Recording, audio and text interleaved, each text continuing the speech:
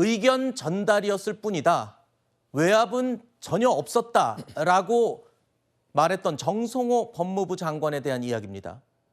이 정 장관이요, 과거에는 이와는 또 전혀 반대되는 입장을 밝힌 것으로 확인이 됐습니다. 그러니까 이번에는 나는 공식적인 수사 지휘를 한 게 아니라 그냥 신중하게 판단해라 이런 말만 했을 뿐이지 이게 어떻게 외압이냐라고 말하고 있지만 과거 6년 전에는요.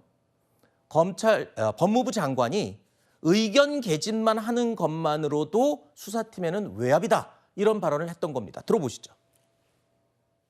국정원 댓글 사건 관련해서도 그 당시 2013년도에 후보자가 그 국정감사에 나와서 증언할 때도 사실은 그것이 지시는 아니라고들 얘기를 하지만 공식적으로 그렇게 지시를 했겠습니까? 상당한 정도 외압으로 느꼈다고 하는 것이 또 사실로 드러났었고 그래서 이런 부분에 관련해서는 분명한 기준과 원칙을 세워야 됩니다.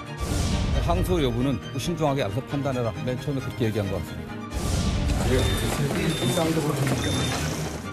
신중한 결정이라는 게 국회에서는 어떻게 쓰이는지 잘 아시죠? 아니라는 얘기입니다. 이게 제가 지휘를 하려고 했다고 하면 서면을 했을 겁니다. 왜 대장동 사건 항소에 반대하셨습니까? 저는 뭐 반대한 건 없습니다. 최종적으로는 사실상 자, 정성호 장관, 대장동 사건 항소에 반대한 적 없다. 그리고 나는 신중하게 판단하라고 얘기했지 이거에 대해서 의견 개진한 건 아니다. 하지만 앞서 들으셨지만 6년 전 댓글 사건과 관련해서는 법무부 장관은 의견 표명하는 것만으로도 외압이다. 이렇게 얘기를 했거든요. 전형적인 그땐 맞고 지금은 틀리다. 그때도 이제 면밀한 검토를 해라라는 것이 사실 이게 지시지 이게 어떻게 의견이냐라고 대다수가 그렇게 생각을 했고요. 네. 그래서 저희 그 범체제에 보면 지휘를 할 수 없고 만약에 지휘를 하게 되면 검찰총장에게 서면으로만 할 수 있는 거예요.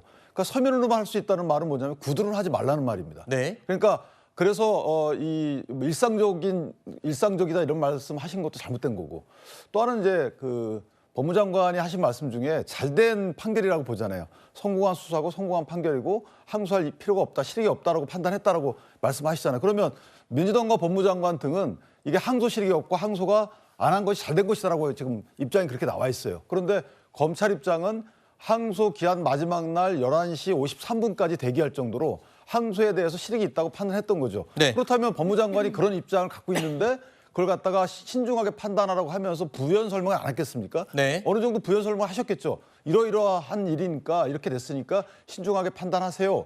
이 입장을 갖다가 이지수 차관이 그대로 전달했다는 거잖아요. 네. 그러면 그 전달받은 사람이 어떻게 들었을까? 전달받은 사람의 입장이 변했어요. 그러면 어떻게 들었는지는 상식적으로 뭔가 이거는 법무장관이 이렇게 하라는 의미구나라고 해석을 했으니까 그렇게 움직였겠죠. 네. 그렇다면 이게 외압이 아니면 뭐죠? 네.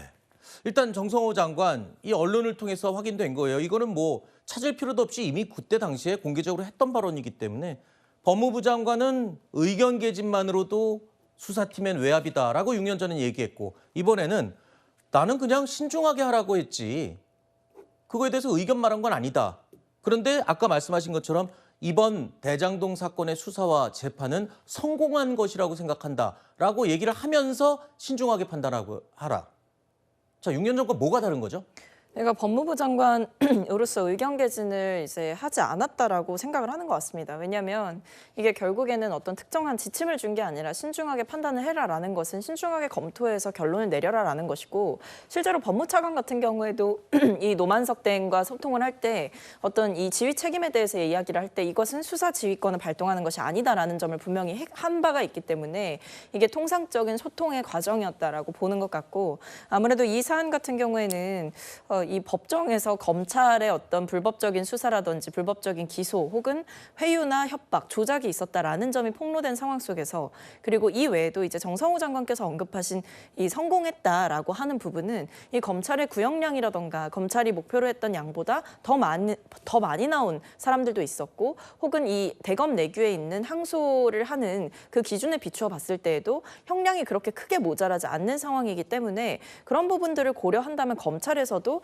이 항소에 대한 실익이 크지 않다라는 판단을 내부적으로 할 수 있지 않았겠느냐라는 취지의 부연 설명을 덧붙이신 걸로 보이거든요. 네. 그래서 저는 이 수사 지휘권을 발동하지 않았다. 만약에 발동을 하려고 했다라면 저런 식으로 뭐 신중하게 검토해라 이렇게 안 했겠죠. 그냥 수사 지휘권 발동하고 서면으로 지침을 내려 보냈겠죠. 근데 그런 것을 하지 않았고 여기에 대해서 직접적으로 노대행과 어떤 이야기를 하지도 않았다. 그리고 신중하게 검토하라 외에 혹은 항소에 반대했다라는 의견을 표명하지 않았다라는 게 공식적인 입장이기 때문에 이걸 봐주시는 게 맞지 않을까 싶습니다. 짧게만 말씀드릴게요. 네.